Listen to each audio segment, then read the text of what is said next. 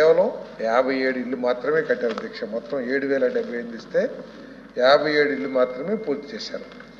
దీనికి ఇంత ప్రాధాన్యంగా ఎందుకు సభ్యులు మాట్లాడుతారంటే ఇది గౌరవ మాజీ ముఖ్యమంత్రి గారి కాన్స్టిట్యూన్సీ కాబట్టి అడుగుతున్నటువంటి అధ్యక్ష.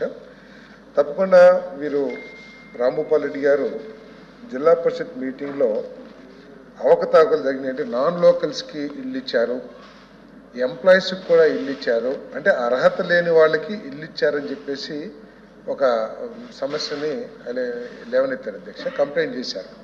సో దాని ఆధారంగా ఇమీడియట్గా ప్రభుత్వం రియాక్ట్ అయ్యి కలెక్టర్ గారిని ఆదేశించి అధికారులతో ఒక కమిటీ వేసాం అధ్యక్ష.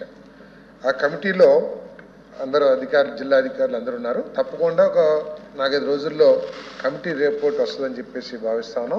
అది రాగానే తప్పకోకుండా అనర్హులకి ఎవరికైనా ఇచ్చినట్లయితే అవి క్యాన్సిల్ చేయటం, తర్వాత ఈ విధంగా ఇవ్వటంలో ఎవరిని ఉద్దేశపూర్వకంగా అధికారులు ఏదైనా చేసి ఉంటే వాళ్ళ మీద కఠిన చర్యలు తీసుకోవటంలో ప్రభుత్వం వెనకాడదని చెప్పేసి చాలా స్పష్టంగా చెప్తాను అధ్యక్ష.